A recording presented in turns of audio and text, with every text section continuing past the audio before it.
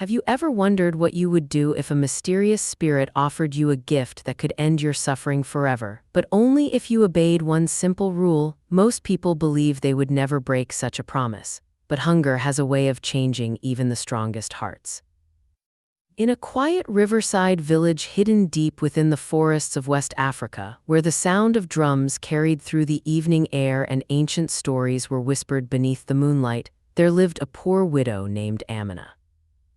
Every morning before the first rooster crowed, Amina wrapped her faded blue cloth around her shoulders, picked up her empty basket and walked barefoot to the marketplace.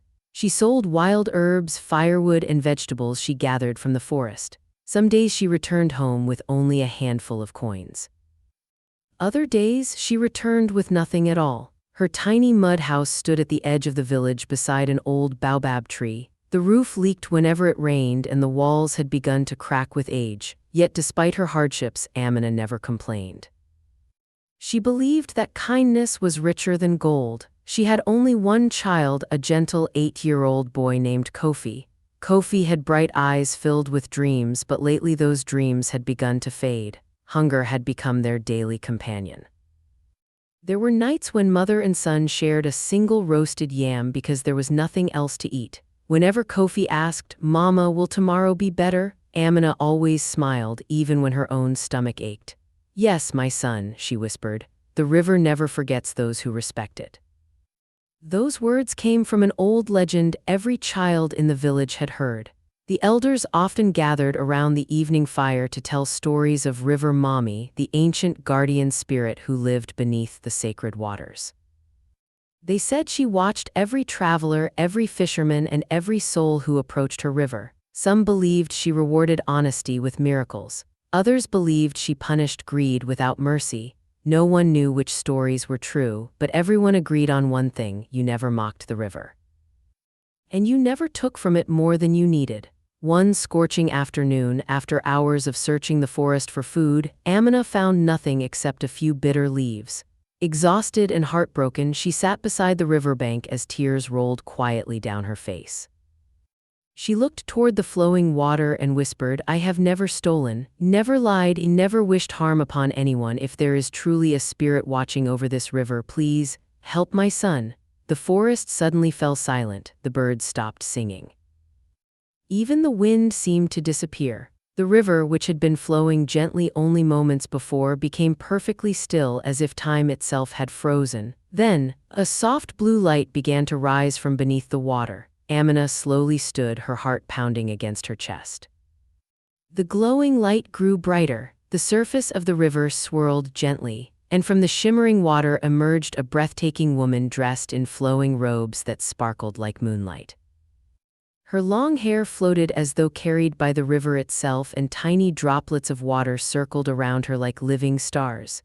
Amina's knees trembled. Without thinking, she bowed her head, for she knew the ancient stories had been true all along. River Mami had come. The glowing woman stood silently upon the surface of the river, her bare feet never sinking beneath the water. Around her, tiny silver fish leaped into the air as though welcoming their queen. The blue light surrounding her reflected across the river until the entire shoreline shimmered like polished glass.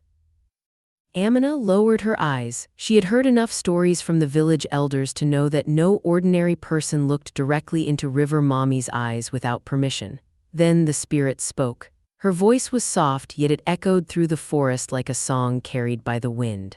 "Amina, daughter of kindness," the widow gasped. She had never spoken her name, yet somehow the spirit knew it. "You have walked this riverbank for many years," River Mami continued. "You have taken only what you needed. You have never dirtied my waters. Even when others mocked you for your poverty, you never allowed bitterness to poison your heart." Amina slowly lifted her head. "My lady, if you truly know me, then you also know why I have come." River Mami nodded gently. "I know your tears. I know your empty cooking pot. I know the nights your son pretended not to be hungry so you could eat." Those words pierced Amina's heart. Tears rolled freely down her cheeks. "I do not ask for riches," Amina whispered. "I only want my child to grow without hunger." For the first time, River Mami smiled. A mother who asks only for her child deserves to be heard. She stretched out her graceful hands. The water before her began to swirl in a perfect circle. Golden light rose slowly from beneath the riverbed. Moments later, an ancient calabash floated gently to the surface. Unlike any vessel Amina had ever seen, it shimmered with delicate carvings of fish, rivers, birds, and crescent moons. Thin lines of gold wrapped around its smooth surface, while its lid was sealed with a braided cord made of shining silver reeds. The spirit lifted the calabash effortlessly and placed it into Amina's trembling hands. It felt surprisingly warm. "This is no ordinary gift," River Mami said. "As long as your heart remains humble, this calabash will never fail you." Amina looked at it with disbelief. "My lady, what is inside?" River Mami's smile faded. "There is no need to ask. The calabash will always give your family exactly what you need. Food when you are hungry, medicine when you are sick, seeds when your fields are empty. It will never become empty." Amina could hardly breathe. It was more than she had ever dared to dream. But before she could thank the spirit, River Mami's expression turned serious. "There is one sacred rule." The forest suddenly became silent again. Even the insects stopped singing. "You must never open this calabash before sunrise, no matter how hungry you become, no matter who asks. No matter what you hear during the night. If the lid is opened before the first light of dawn, the blessing will become a burden, and what was meant to feed generations will bring sorrow instead." Amina tightened her grip on the golden calabash. "I swear," she said firmly, "I will obey your rule for as long as I live." River Mami looked deep into her eyes as though searching her soul. "Promises made in comfort are easy," she said quietly. "It is the promises tested by hardship that reveal the true strength of the heart." With those final words, the spirit slowly dissolved into thousands of glowing droplets that drifted back into the river. Within seconds, the water flowed as it always had, calm and ordinary, as though nothing miraculous had ever happened. Amina stood alone on the riverbank, clutching the golden calabash against her chest. She did not yet know that the greatest test of her life had only just begun. Amina hurried home before the sun disappeared behind the distant hills. She carried the golden calabash beneath her shawl, protecting it from curious eyes. Her heart was filled with hope, yet River Mami's warning echoed in her mind: never open it before sunrise. When she stepped inside her small mud house, Kofi ran toward her with a smile that quickly faded. "Mama, did you find anything to eat?" Amina knelt beside him and gently kissed his forehead. "I found something much greater than food, my son. But first, we must trust." That night they went to bed with empty stomachs once again. The golden calabash rested quietly in the corner of the room, covered with a clean white cloth. Kofi looked at it several times but asked no questions. He had learned that his mother never kept secrets without a reason. Long before dawn, the first rays of sunlight slipped through the cracks in the roof. Amina immediately uncovered the calabash. With trembling hands, she untied the silver cord and slowly lifted the lid. A warm golden light filled the room. The sweet aroma of freshly cooked food spread through the air. Inside the calabash lay steaming jollof rice, grilled fish, ripe plantains, fresh fruits, and a clay jar filled with cool, clean water. Kofi's eyes widened with amazement. "Mama, is this magic?" Amina smiled softly. "It is mercy." Mother and son thanked God for the meal before eating. No matter how much food they removed, the calabash remained full.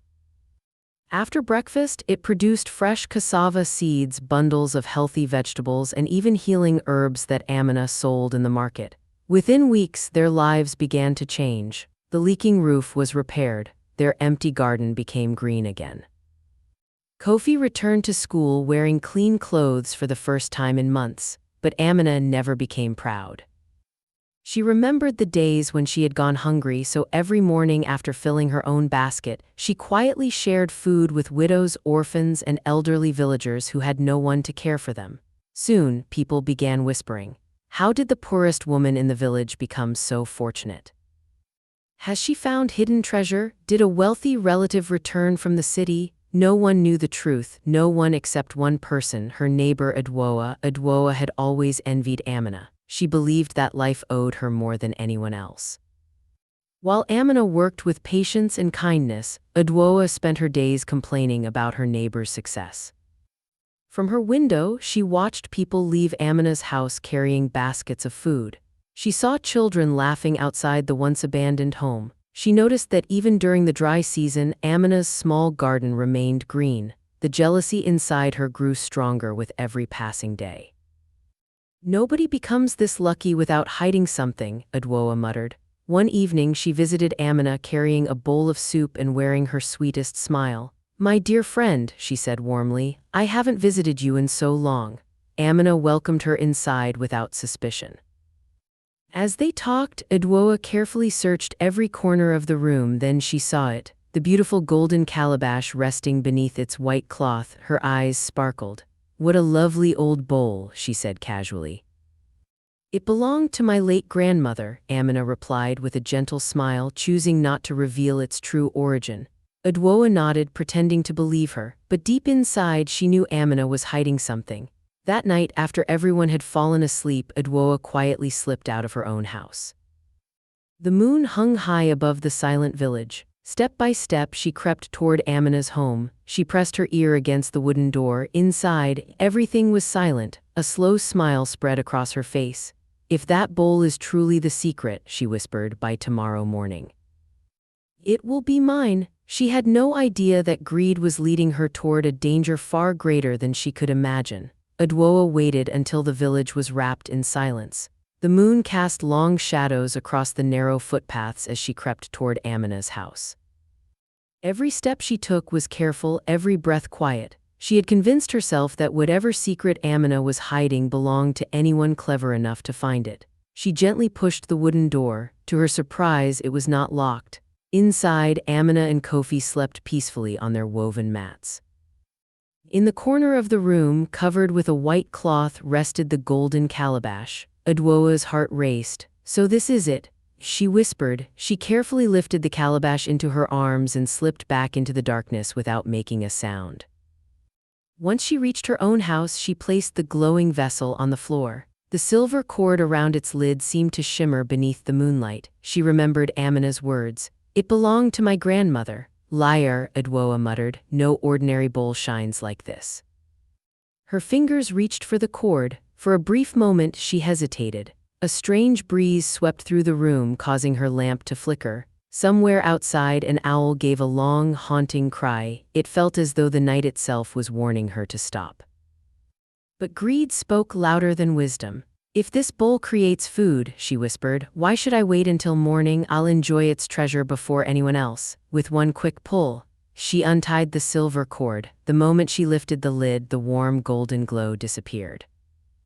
Instead, a freezing wind burst from inside the calabash. The house shook violently. The lamp went out. Dark clouds gathered over the village, although the sky had been clear only moments before. A deep roar echoed from the direction of the river. The ground trembled beneath Adwoa's feet.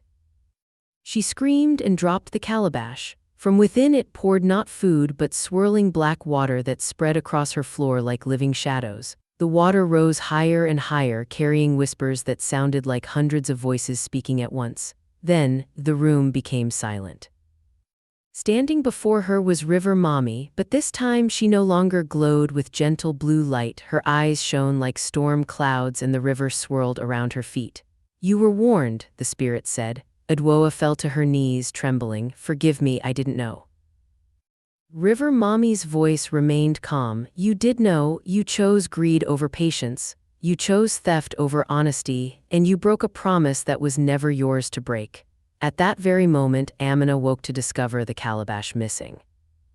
She followed strange footprints leading toward Adwoa's home. When she arrived, she froze in shock. The river spirit stood in the center of the room. The stolen calabash lay at her feet. Amina immediately bowed her head. "My lady," River Mami looked at her kindly.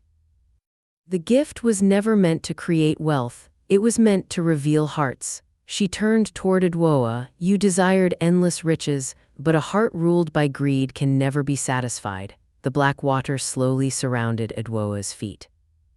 Then, just as suddenly as it had appeared, it vanished. The golden calabash also lost its brilliant glow. Its carvings faded. Its silver cord turned into an ordinary piece of rope. The miracle was gone. Amina looked down sadly. She knew the blessing had ended. Yet instead of crying, she thanked River Mami. "My lady, thank you for every meal you gave my son. We will work with grateful hearts from this day forward."